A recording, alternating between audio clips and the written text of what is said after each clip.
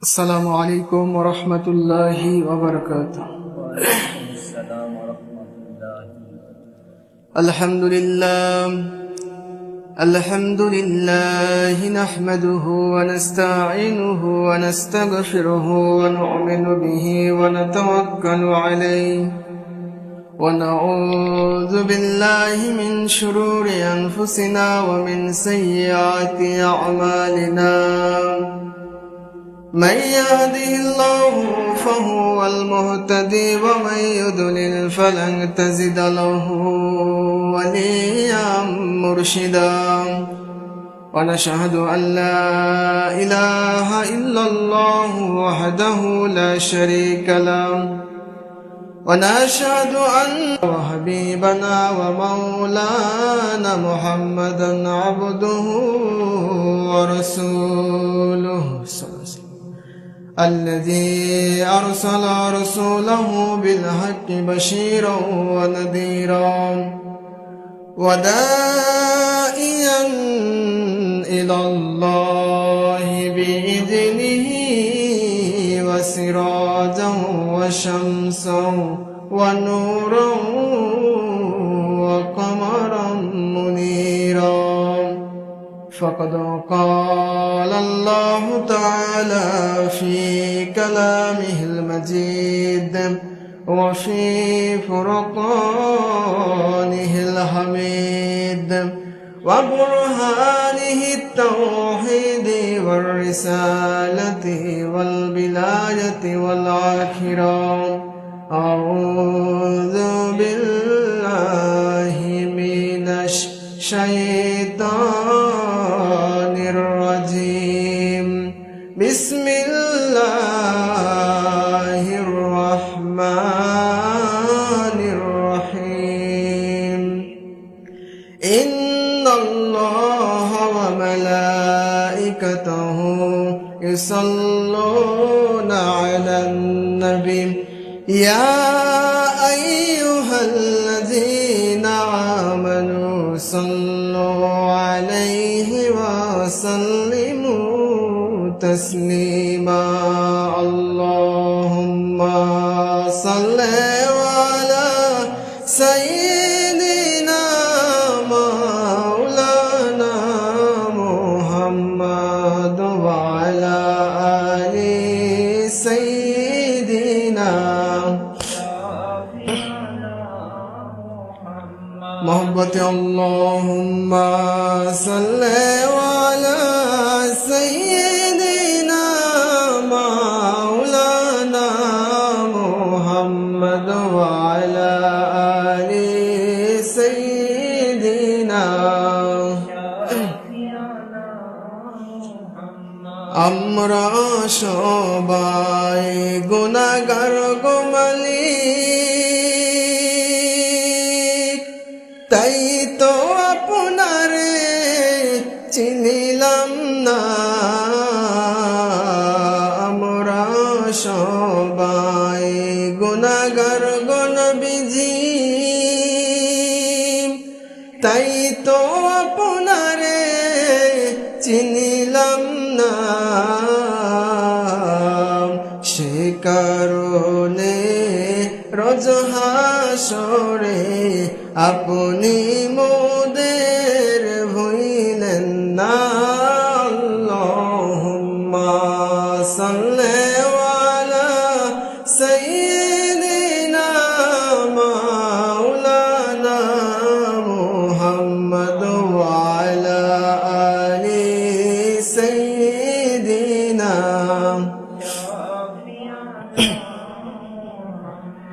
তোর পাহাড়ে মুসা নবী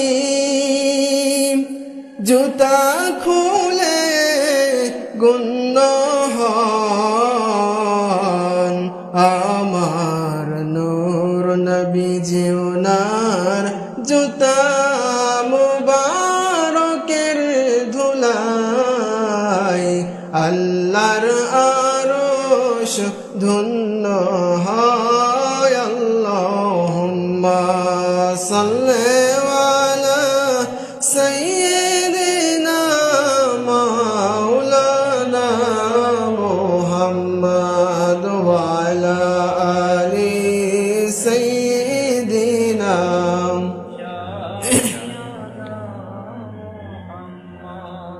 সমস্ত প্রশংসা আল্লাহ সুবহানাহু ওয়া তাআলার জন্য, যে আল্লাহ সুবহানাহু ওয়া তাআলা দয়া করে মেহেরবানি করে যাবতীয় কাজ থেকে ফারিগ করে আমাদেরকে আল্লাহর ঘর মসজিদে আসার এবং বসার তৌফিক দান করেছেন। সে আল্লাহ সুবহানাহু ওয়া তাআলার দরবারে আমরা শুকরিয়া আদায় করি, সবাই আলহামদুলিল্লাহ। সাথে সাথে আল্লাহর হাবিব সরওয়ারে দু আলম রাহমাতাল লিল আলামিন, খাতামান নবিয়্যিন, নূরে মুজাসসাম, হায়াতুন নবী, সকলে বলি সাল্লাল্লাহু আলাইহি ওয়াসাল্লাম। যে রাসূল সাল্লাল্লাহু আলাইহি ওয়াসাল্লামের প্রতি একবার দুরূদ পড়লে আমার আল্লাহ সুবহানাহু ওয়া তাআলা বলেন তার উপরে ৭০ বার রহমত নাজিল হয়। সুবহানাল্লাহ। আল্লাহ সুবহানাহু ওয়া তাআলা খলিক মালিক রব আমাদেরকে অপার মেহেরবানিতে দুনিয়ার যাবতীয় খারাপ কাজ থেকে হেফাজত করে আমাদেরকে মসজিদে নিয়ে এসেছেন। আর এই মসজিদে যতক্ষণ বসে থাকবো আল্লাহ সুবহানাহু ওয়া তাআলা তিনি ওয়াদা করেছেন যে আল্লাহর খাস রহমতে যে একটি জান্নাতের বাগান, সাধারণ কোরআনের মজলিস, আর এই জান্নাতের বাগানটা সাময়িক সময়ের জন্য হয়, এখান থেকে কিছুক্ষণের মধ্যে আবার সেটা শেষ হয়ে যায়। কিন্তু আল্লাহর ঘর মসজিদ এমন একটা জিনিস যেটা শুরু হয় এবং শেষ হবে কিয়ামতের মধ্য দিয়ে। সুবহানাল্লাহ। এইটা মসজিদুকা বাইতুল্লাহ, মসজিদ বলা হয়েছে আল্লাহ পাকের ঘর। আর আল্লাহ পাকের ঘরে বান্দা আসতে পারে, এটা বান্দার সৌভাগ্য। আল্লাহ পাকের ঘরে বান্দা আসতে পারে, আল্লাহ পাকের সঙ্গে কথা বলতে পারে, আল্লাহ পাকের সঙ্গে বিভিন্নভাবে আলাপন করতে পারে। আল্লাহ পাক বলেন যখন বান্দা কোরআন পড়ে সে যেন কোরআন পড়তেছে না, আমি আল্লাহর সঙ্গে কথা বলতেছে। সুবহানাল্লাহ। আল্লাহ সুবহানাহু ওয়া তাআলা উনি জান্নাত বানিয়েছেন। কি বানিয়েছেন? নাকি জান্নাত মানুষ বানায়? জান্নাত কে বানিয়েছেন? আল্লাহ। আর দুনিয়াতে মসজিদ ঘর কারা বানায়? মানুষ বানায় না। দুনিয়াতে মসজিদ ঘর মানুষ বানায়, কিন্তু ঘরটা হয়ে যায় আল্লাহর। সুবহানাল্লাহ বলবেন না? মসজিদ শব্দের অর্থ সিজদা করার স্থান, তাকে বলা হয় মসজিদ। এই মসজিদ শব্দ থেকে মসজিদ, মসজিদ শব্দের অর্থ সিজদা করার স্থান। আর এই মসজিদটা অবকাঠামোটা সমস্ত অ্যারেঞ্জ করে মানুষের, আল্লাহর বান্দারা, কিন্তু ঘরটা হয়ে যায় আল্লাহ। এই ঘরে আমরা আসি, আল্লাহ পাকের ইবাদত করি, আবার বাড়ির দিকে চলে যাই। এটা আল্লাহ পাকের আদেশ অনুসারেই হয়। তেমনি আল্লাহ সুবহানাহু ওয়া তাআলা ওনার ঘর আমরা বানিয়েছি, এখানে আমরা শুধুমাত্র ইবাদত করি আল্লাহর, কিন্তু আমরা বানিয়ে দিলাম এটা হলো আল্লাহ পাকের ঘর। কেউ দুনিয়াতে মসজিদ আমার বলে দাবি করতে পারে না। বলতে পারে আমাদের, মানে গ্রামবাসী সকলে তৈরি করছে, নামাজ পড়ে, এই জন্য গ্রামের মসজিদ, কিন্তু মসজিদ হচ্ছে সর্বসাকুল্যে আল্লাহ পাকের। তেমনি আল্লাহ পাক সুবহানাহু ওয়া তাআলা জান্নাত তৈরি করেছেন। এই জান্নাতে কি আল্লাহ থাকবেন? জান্নাতে কে থাকবে? আলহামদুলিল্লাহ বলবেন না? জান্নাতে আল্লাহ থাকবে না, কিন্তু আল্লাহ তৈরি করেছেন। আর মসজিদ এটা আমরা আল্লাহ পাককে তৈরি করে দিয়েছি আল্লাহ পাকের ইবাদত করার জন্য। আর জান্নাত আল্লাহ পাক তৈরি করেছেন আমাদেরকে জান্নাতে রাখার জন্য। আল্লাহ পাক সংযোগ রেখেছেন, যদি কোনো বান্দা আমি আল্লাহমুখী হয়ে যায়, নামাজি হয়ে যায়, রোজাদার হয়ে যায়, আমি আল্লাহ সুবহানাহু ওয়া তাআলা তার জন্য আমার জান্নাত বরাদ্দ রেখে দিয়েছি। সুবহানাল্লাহ। কত সুন্দর আল্লাহ পাকের ফয়সালা। আমরা তৈরি করলাম আল্লাহর ঘর, আর আল্লাহ আমাদের জন্য পুরস্কার স্বরূপ রেখে দিলেন জান্নাত। সেই জান্নাত কি আমাদের মতো মসজিদের মতো? এই জান্নাতটা এত সুন্দর, এত সুসজ্জিত হবে যে জান্নাতে কোনো ব্যক্তি, যে ব্যক্তি জান্নাতে প্রবেশ করবে, তার প্রসাব পায়খানা তো দূরের কথা, কোনো কিছুই তাকে উঠে যে খেতে যেতে হবে এইটুকু তার জন্য কষ্টসাধ্য হবে বলে আল্লাহ পাক রাখেন নাই। শুধু মন চেয়েছে এটা খাবেন, আপনার সম্মুখে চলে আসবে, অফিরা বাইতুন উখরা, ওই জিনিসের স্বাদ আপনার ভিতরে ঢুকে যাবে, আপনি পরিপূর্ণ স্বাদ উপভোগ করতে পারবেন। সুবহানাল্লাহ। তাহলে দুনিয়ার জান্নাত আমাদের আল্লাহ পাকের ঘর হিসেবে আমরা এই মসজিদে এসেছি। এখানে যতক্ষণ থাকবো আল্লাহ পাক বলেন যে আমি আল্লাহ সুবহানাহু ওয়া তাআলা ইন্না রাহমাতাল্লাহি করিবুম মিনাল মুহসিনিনের আওতায় যত মানুষ তোমরা আল্লাহ ওয়ালাদের সাথী হয়ে যাবে, তোমাদের উপর রহমত নাজিল করব এবং ওয়াইজা কুরিয়াল কুরআন ফাসতামিউ লাহু ওয়া আনসিতু লাআল্লাকুম তুরহামুন। এবং এইখানে যেখানে আমি আল্লাহ পাকের গুণগান হয়, সেটা হোক কোরআনের মাজলিস, সেটা হোক মসজিদ, সেটা হোক মাদ্রাসা, যেখানে আমি আল্লাহ পাকের জিকির হবে, আমি আল্লাহ পাক সুবহানাহু ওয়া তাআলা সেখানে অযত ধারায় রহমতে খাস নাজিল করে দিই। সুবহানাল্লাহ। তাহলে আল্লাহ পাকের রহমতে আসার দরকার আছে না নাই? দুনিয়াতে আপনি সারাদিন কৃষিকাজ করলেন, কিন্তু আজান দিলে আল্লাহ পাকের ঘরে আসার দরকার আছে না নেই? দুনিয়ায় আপনি আল্লাহ পাকের আদেশ এটাও যে যখন তোমরা মসজিদে আসবে, আজান হবে, মসজিদে এসে নামাজ পড়ে নাও, যখনই নামাজ শেষ হয়ে যায় আবার তোমরা মাঠের দিকে ধাবিত হয়ে যাও তোমাদের যে জীবন আছে, জীবন চলার পথে জীবিকা নির্বাহনের কাজে। আল্লাহ পাক মসজিদে বসে বা শুয়ে থাকতে বলেন নাই যে মসজিদেই থাকতে হবে, জোর করতেছি যে মসজিদ ছাড়া যাবে না, এমন নয়। মসজিদে নামাজ হয়ে গিয়েছে, তোমরা মসজিদে থেকো না, তোমাদের জীবন অতিবাহিত করতে হবে, তোমাদের জীবিকা নির্বাহন করতে হবে। আমি আল্লাহ পাক সুবহানাহু ওয়া তাআলা বললাম ওয়াবতাগু ইলাইহিল ওয়াসিলা, যে কোনো একটা ওসিলা তালাশ করো, এই ওসিলা দিয়ে আমি আল্লাহ সুবহানাহু ওয়া তাআলা তোমাদের রিজিকের ব্যবস্থা করে দিব। সুবহানাল্লাহ। তাহলে কি হবে? যারা মসজিদমুখী হয় তাদেরকে আমার আল্লাহ পাক সুবহানাহু ওয়া তাআলা গুড নিউজ দিয়েছেন যে কিয়ামতের দিন আল্লাহ সুবহানাহু ওয়া তাআলা তিনি যারা মসজিদমুখী এই লোকগুলো যারা আজান শোনা মাত্র, কানে আজান পৌঁছা মাত্র মসজিদের দিকে যাওয়ার জন্য মনটা ছটফট করে, আল্লাহ সুবহানাহু ওয়া তাআলা বলেন এরাই হলো একমাত্র আমার ইবাদতকারী বান্দা, যারা হক পথে থেকে আজান শোনা মাত্রই মসজিদের দিকে মনটা লটকানো থাকে, তারা আমি আল্লাহ পাকের আরশের নিচে ছায়া পাবে। সুবহানাল্লাহ বলবেন না? নামাজি হতে হবে এরকম যে নামাজি হলে আল্লাহ পাক সুবহানাহু ওয়া তাআলা আপনার উপরে গয়বী মদদ নাযিল করেন। সুবহানাল্লাহ বলবেন না? আমরা 5 ওয়াক্ত নামাজ পড়তেছি, ফরজ, ওয়াজিব, সুন্নত, নফল, মুস্তাহাব, এবং অনেকে পারতেছি তাহাজ্জুদ নামাজও পড়তেছি। অনেকে তাহাজ্জুদ পড়ে না? আলহামদুলিল্লাহ বলেন যে তাহাজ্জুদ নামাজ এমন একটি নামাজ যে 5 ওয়াক্ত নামাজের পাশাপাশি যে ব্যক্তি তাহাজ্জুদের নামাজ আদায় করবে, আমার আল্লাহ সুবহানাহু ওয়া তাআলা সেই ব্যক্তিকে উচ্চ থেকে উচ্চ আসনে আল্লাহ সুবহানাহু ওয়া তাআলা বলেন আমি তাকে ওলির মর্যাদায় কবুল করে নিই। সুবহানাল্লাহ বলবেন না? তাহাজ্জুদ নামাজ দিয়ে বান্দা কি হয়? ওলি হয়ে যায়। কথা বলেন, কি হয়? 5 ওয়াক্ত নামাজ দিয়ে আপনি আল্লাহর বান্দা, এটা প্রমাণিত হয়। কিন্তু 5 ওয়াক্ত নামাজের পাশাপাশি যখন নফল ইবাদত করবেন, সুন্নত ইবাদত করবেন, আপনি মুস্তাহাব ইবাদত করবেন, এই সকল ইবাদত দ্বারা আপনার পদ ও মর্যাদা বাড়িয়ে যাবে, আপনার স্তর বাড়িয়ে যাবে, আপনি আল্লাহ পাকের ওলিতে ভূষিত হয়ে যাবেন। সুবহানাল্লাহ। আমার আল্লাহ পাক সুযোগ করে দিয়েছেন। আমরা অনেকে ফরজ নামাজটা শুধুমাত্র পড়ি, নফল নামাজটা পড়ার অত গুরুত্ব দেই না। কিন্তু আপনাকে আমাকে চিন্তা করতে হবে, যদি আপনার ফরজ নামাজের মধ্যে কোনো ঘাটতি হয়ে যায়, ফরজ নামাজের মধ্যে কোনো ত্রুটি হয়ে যায়, আমার আল্লাহ সুবহানাহু ওয়া তাআলা নফল দ্বারা ফরজের ঘাটতিকে পূরণ করে দেয়। সুবহানাল্লাহ বলবেন না?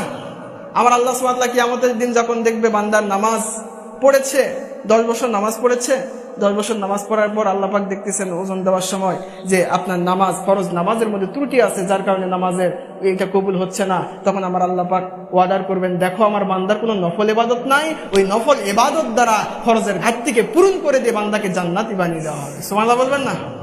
তাহলে নফলের গুরুত্ব আছে না নাই? ইলা তাকাররাবা ইলাইয়া বিন নওয়াফিল, নফল ইবাদত দ্বারা বান্দা আল্লাহ পাকের ওলি হয়ে যায়। আর যখন বান্দা আল্লাহ পাকের ওলি হয়ে যায়, আল্লাহ পাক যখন আপনার রব হিসেবে আমাদেরকে গাইড দিতে থাকেন, আর বান্দা যখন আল্লাহ পাকের কাছে ওলিতে ভূষিত হয়ে যায়, তখন আমার আল্লাহ সুবহানাহু ওয়া তাআলা বান্দাদেরকে মনোনীত করে একই প্ল্যাটফর্মে কিয়ামতের দিন আল্লাহ পাক হিসাব নেবেন। কাতার হবে 73টা। কয়টা? 73 কাতার হিসাব নেওয়া হবে। এই 73 কাতারের মধ্যে একটি মাত্র দল, একটি মাত্র কাতার যাবে জান্নাতে, বাতিল 72 ফিরকায় যাবে জাহান্নামে। নাউজুবিল্লাহ বলবেন না? একটি মাত্র কাতার হচ্ছে নবী প্রেমিক যারা, রসুল প্রেমিক যারা, ইবাদত করেছে যারা, আমল করেছে যারা, তারা। যারা আমরা অলসতা করতেছি জীবনে, যে ইবাদত আজকে করব না, আগামীকালকে করব, তখন আল্লাহ পাকের কাছে ধরা খেয়ে যেতে হবে। যখন আপনি মরে যাবেন, মরার পর আপনি কবরের মধ্যে যখন আল্লাহ পাক আপনাকে আমাকে ধরবেন, তখন কি আমরা জবাব দিতে পারবো? জবাব দেওয়া যাবে? এমন কোনো মানুষ নেই যে মানুষ বলতে পারে না যে আমি মরবো না। এমন কোনো মানুষ আছে? আল্লাহ পাক বলেছেন কুল্লু নাফসিন যায়িকাতুল মউত, প্রত্যেক প্রাণীকে মৃত্যুর স্বাদ গ্রহণ করতে হবে। শুধু তাই নয়, আল্লাহ পাক সুবহানাহু ওয়া তাআলা বলেছেন যারা দুনিয়াতে সৎকর্ম করবে আমি আল্লাহ পাককে মানার মতো মানবে, যারা শহীদের মর্যাদায় ভূষিত হবে, কবরের মধ্যে তাদের লাশ শুধুমাত্র লাশ থাকবে, তাদের লাশও পুষবে না, বরং আমি আল্লাহ পাকের পক্ষ থেকে খাবার কবরের মধ্যে আমি রিজার্ভ করে দিব। সুবহানাল্লাহ বলবেন না?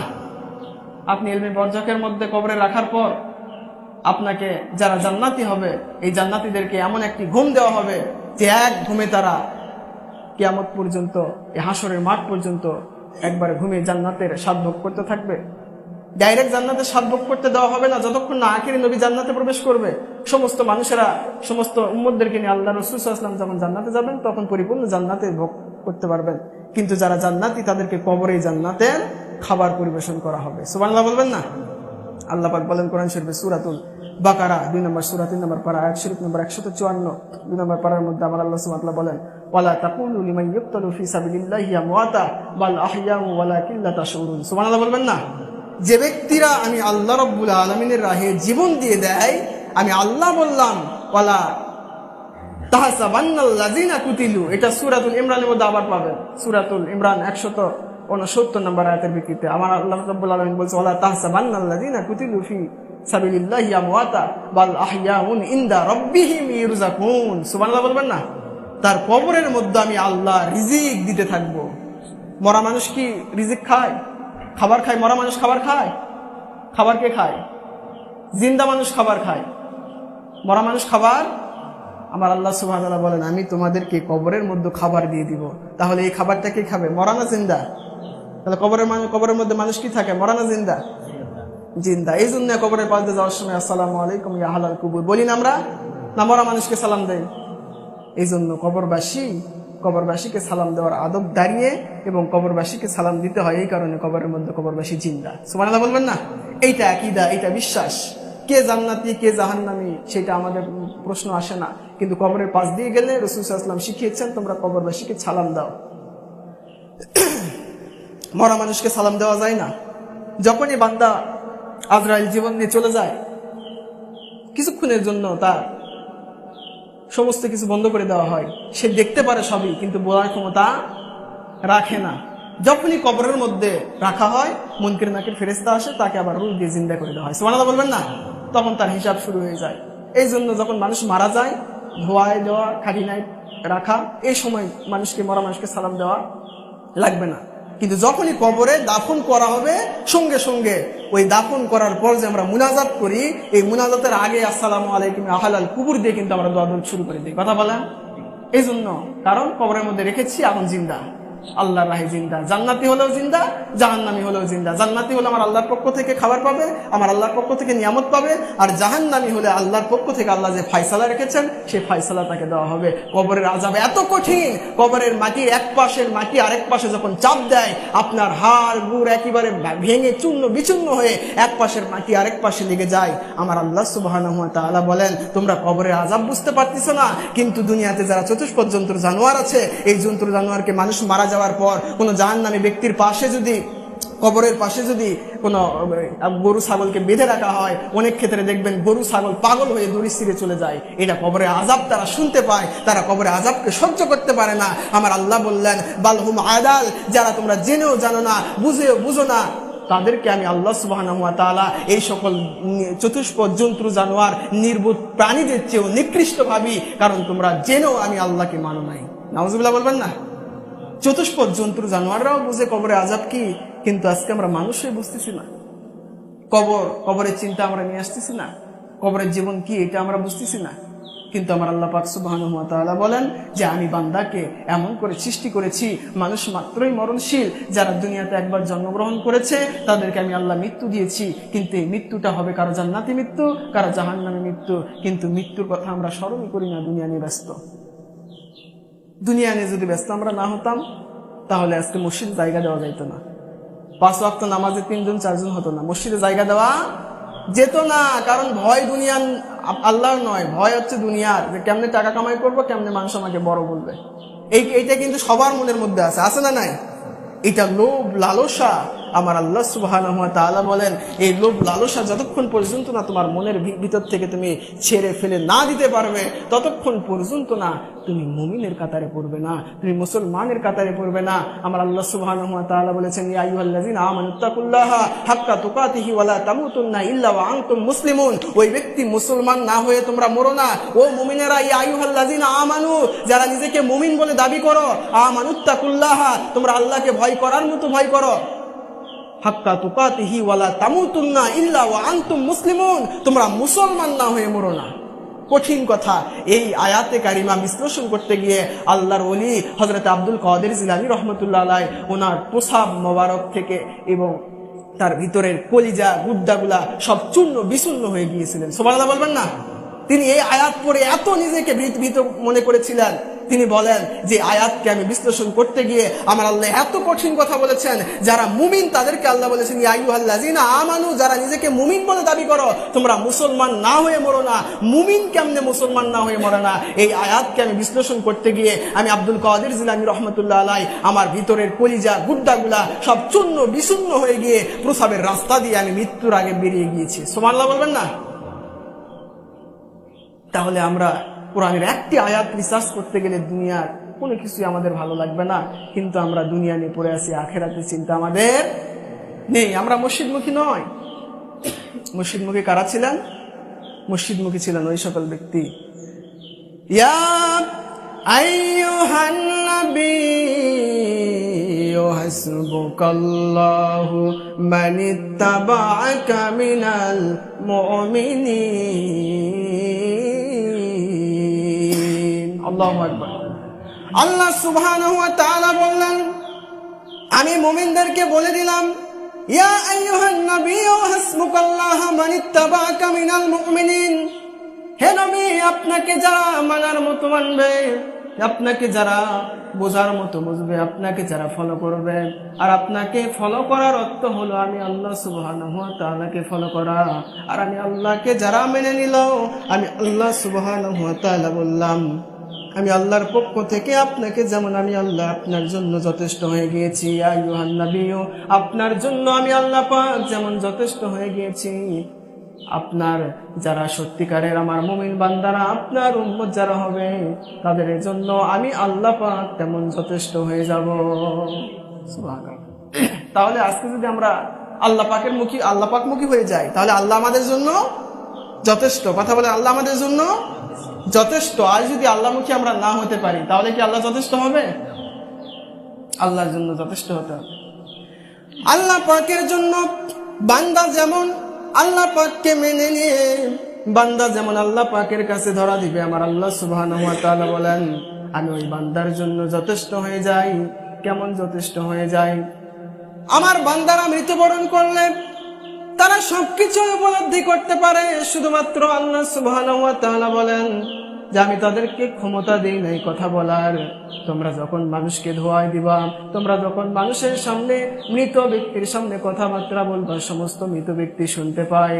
যখন জান্নাতি বান্দা হয়, এই জান্নাতি বান্দা মনে মনে বলতে থাকে, আমাকে যত তাড়াতাড়ি তোমরা দাফন করে দিবা, তত তাড়াতাড়ি আমার আল্লাহ পাকের স্বাদ আমি গ্রহণ করতে থাকবো।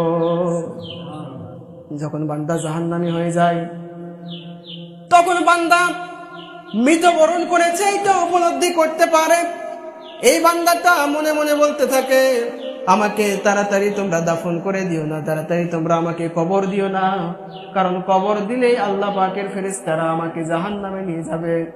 এই ভয়ে তারা মনে মনে বলতে থাকে, আমাকে দাফন দেরিতে করো। আমার আল্লাহ সুবহানাহু ওয়া তাআলা বললেন, দুনিয়ার সমস্ত কিছু তোমরা করতে পারো, কিন্তু কবরের জগতে তোমরা ঘুষ দিতে পারবে না আজরাইলকে, ঘুষ দিতে পারবে না মুনকির নাকিরকে। আমি আল্লাহ সুবহানাহু ওয়া তাআলা ঘুষ খাই নাই, আমার রাসূল পাক সাল্লাল্লাহু আলাইহি ওয়াসাল্লাম ঘুষ খান না। তোমরা এই সকল কাজে কাউকে ঘুষ দিতে পারবে না। যদি তোমরা বাঁচতে চাও, তাহলে আমি আল্লাহ সুবহানাহু ওয়া তাআলা বললাম, তোমাদের একটি মাত্র নোটিশ করে দিলাম, তোমরা আমি আল্লাহ সুবহানাহু ওয়া তাআলা এবং আমার নবীজিকে এবং হক্কানি উলিল আমরদেরকে মেনে নিয়ে নাও। উলিল আমর বোঝেন? আল্লাহ পাকের মনোনীত বান্দা কারা? যারা মৃত্যুর পরেও অটল থাকে, মৃত্যুর পরেও তারা আল্লাহ পাকের রাহে জিন্দা থাকে। কেমন জিন্দা থাকে? হযরতে খাজা বাকি বিল্লাহ রহমতুল্লাহ আলাইহি নাম শুনেছেন আপনারা? আল্লাহর ওলি বাকি বিল্লাহ নাম শুনেননি? খাজা বাকি বিল্লাহ রহমতুল্লাহ আলাইহি, সুবহানাল্লাহ বলবেন না?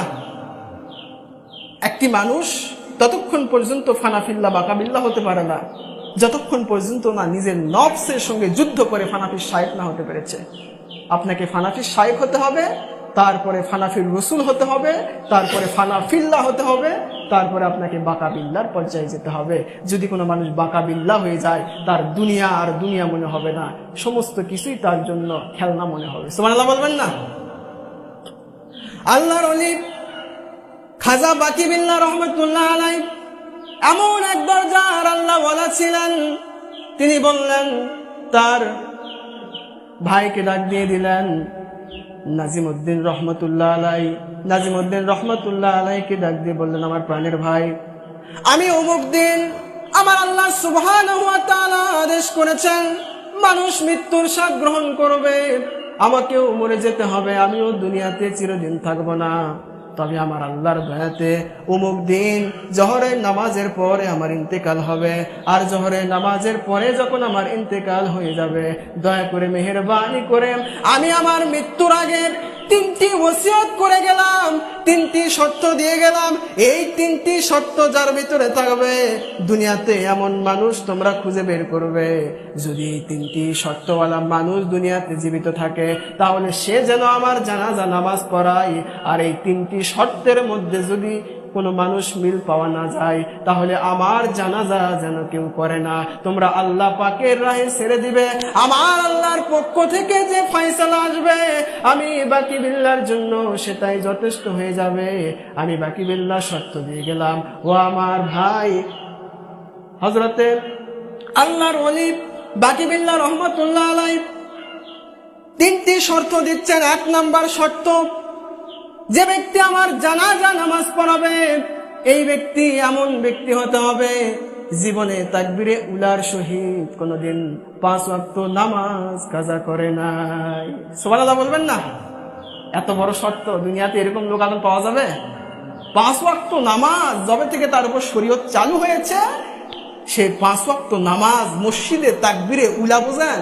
আল্লাহু আকবার, তাকবীরে উলা, যায় নামাজে দাঁড়িয়ে আপনি যা নামাজের দোয়া পড়ে তাকবীরে উলা আল্লাহু আকবার যখন ইমাম বলে, এইরকম মুসল্লায় যে ব্যক্তি জীবনে 1 ওয়াক্ত ফরজ নামাজ কাজা করে নাই, সেই ব্যক্তি যদি তোমরা দুনিয়াতে পাও, 1 নম্বর সত্য, এমন ব্যক্তি ছাড়া কেউ যেন আমার জানাজা নামাজ না পড়ায়। সুবহানাল্লাহ বলবেন না? আজকে আমরা নামাজ পড়তেছি না। ও আমার ভাই, 2 নম্বর শর্ত হচ্ছে আমি বাকি বিল্লাহর জানাজা ওই ব্যক্তি পড়াবে যে ব্যক্তি জীবনে ফরজ নামাজ কাজা করে নাই তাকবীরে উলার সহিত। 2 নম্বর শর্ত হচ্ছে যে ব্যক্তির উপরে শরীয়ত চালু হওয়ার পরে এই ব্যক্তি কোনোদিন তার জবান থেকে মুখ ফসকেও একবার মিথ্যা কথা বলে নাই, এমন ব্যক্তি যদি দুনিয়ার বুকে পাও তাহলে সে যেন আমার জানাজা নামাজ পড়ায়। আর যদি দুনিয়ার বুকে এমন লোক তোমরা না পাও, সে যেন আমার জানাজা নামাজ পড়ায় না। এইটাও আমার আল্লাহর উপরে তোমরা ছেড়ে দিবে। আমার আল্লাহ রব্বুল আলামিন যে ফয়সালা দিবে, এই ফয়সালাই আমি বাকি বিল্লাহর জন্য যথেষ্ট। সুবহানাল্লাহ বলবেন না? সত্য কয়টা হলো? 3টার মধ্যে কয়টা হয়েছে? 2টা সত্য মারাত্মক নয়?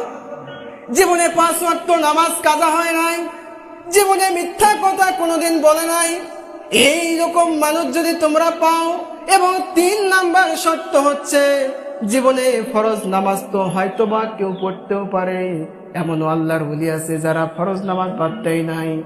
জীবনে এরকম মানুষও পাওয়া যেতে পারে, জীবনে মিথ্যা কথা বলে না, এরকম মানুষও হয়তো পাওয়া যেতে পারে। আল্লাহর ওলির 3 নাম্বার শর্ত হলো যে ব্যক্তি আমার জানাজা নামাজ পড়াবে সে ব্যক্তি এমন ব্যক্তি হতে হবে জীবনে কোনোদিন তার জীবদ্দশায় শরীয়ত চালু হওয়া পর্যন্ত কোনোদিন তাহাজ্জুদ নামাজ কাজা করে না। সুবহানাল্লাহ বলবেন না? 3টি শর্ত, এই শর্তগুলো কি সহজ মনে হচ্ছে? দেখেন, আল্লাহর ওলি বাকি বিল্লাহ রহমাতুল্লাহ আলাইহি নির্দিষ্ট সময়ে ইন্তেকাল করলেন।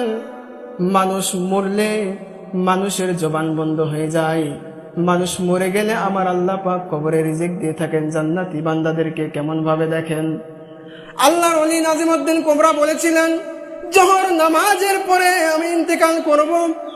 জোহর নামাজের পরে নির্দিষ্ট দিনে নির্দিষ্ট তারিখে ইন্তেকাল করলেন আল্লাহর ওলি নাজিমউদ্দিন নিজামউদ্দিন রহমতুল্লাহ আলাইহি।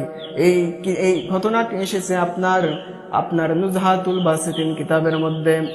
নুজহাতুল বাসিরিন কিতাব এবং অনেক কিতাবের মধ্যে প্রসিদ্ধ বর্ণনায় এই ঘটনাটি এসেছে। নির্দিষ্ট সময়ে যখন আল্লাহর ওলি বাকিবিল্লাহ রহমতুল্লাহ আলাইহি ইন্তেকাল করলেন, আল্লাহর ওলি বাকিবিল্লাহ রহমতুল্লাহ আলাইহি ইন্তেকাল হয়ে গেল, সমস্ত এলাকার মধ্যে প্রচার করে দেওয়া হলো আল্লাহর ওলি 3টি শর্ত দিয়েছেন, 3টি শর্ত যদি মিলে যায় জানাজা নামাজের জন্য আল্লাহর ওলির লাশকে প্রস্তুত করা হলো।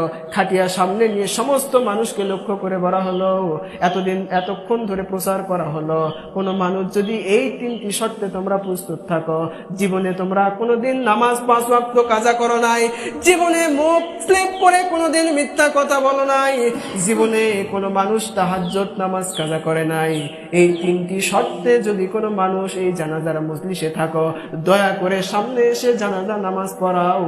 এই মাইনাতে 3টি শর্ত দিয়েছেন। আর মৃত ব্যক্তির ওসিয়ত পালন করা হলো ওয়াজিব। সুবহানাল্লাহ বলবেন না? যদি কোনো আপনার বাপ মৃত্যুবরণ করেছে, মৃত্যুর আগে বলেছে, আব্বা আমার অমুক জায়গাতে কবর যেন আমার হয়, এটা নাম ওসিয়ত। কথা বলেন, কি এটার নাম? বাবা আমি মরে গেলাম, তোমার ছোট্ট একটা বোন থাকলো, ন্যায্য পাওনাটা তোমার বোনকে দিয়ে দিও, এটার নাম ওসিয়ত। এটার নাম কি? কিন্তু আজকে কি করতেছি আমরা? বোনের হক মেরে নিয়ে ভাই দখল করে খাচ্ছে।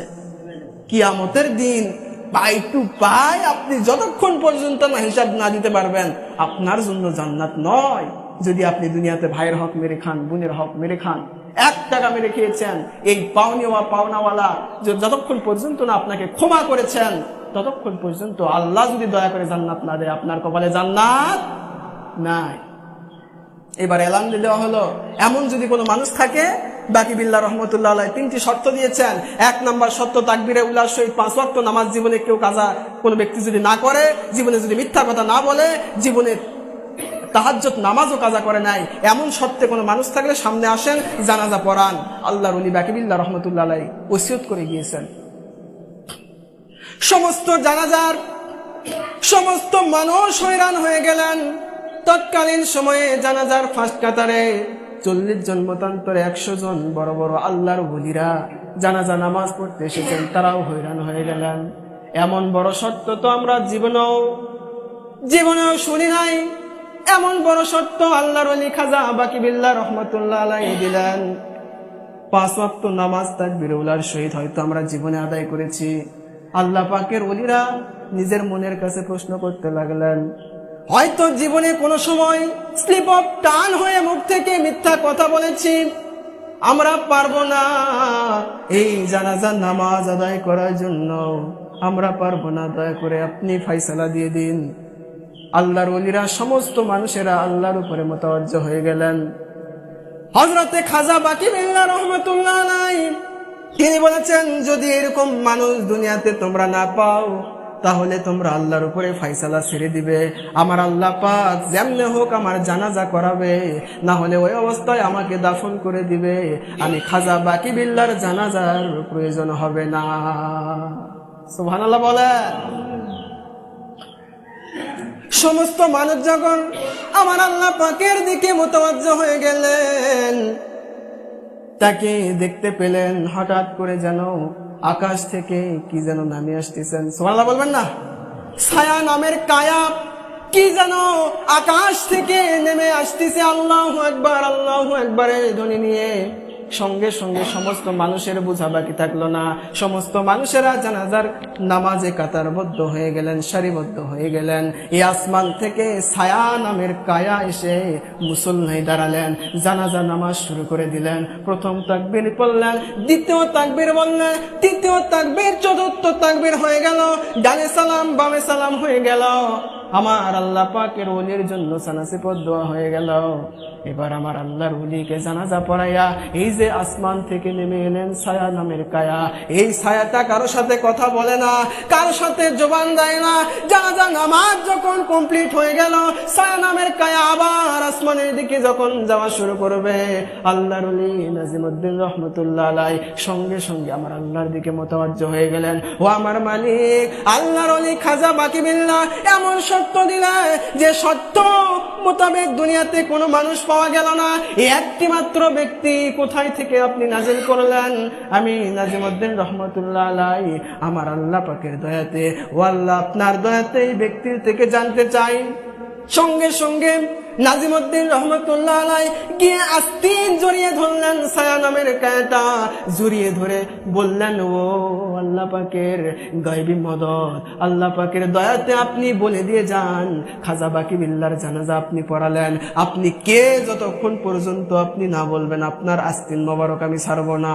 সুবহানাল্লাহ বলবেন না?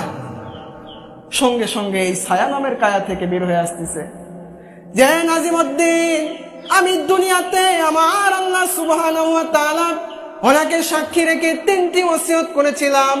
এই ওসিয়ত মোতাবেক দুনিয়াতে কাউকে যখন পাওয়া গেল না, আমি হচ্ছে সেই ব্যক্তি খাজা বাকি বিল্লাহ রহমতুল্লাহ আলাই।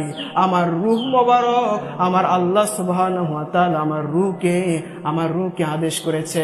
আমার রূহ যখন ইল্লিনে, এই ইল্লিন থেকে আমার রূহকে আমার আল্লাহ আদেশ করেছে, হে খাজা বাকি বিল্লাহ রহমতুল্লাহ আলাইহির রূহ, চলে যাও, তোমার নিজের জানাজা তুমি নিজে কমপ্লিট করে আমি আল্লাহর কাছে ফিরে আসো।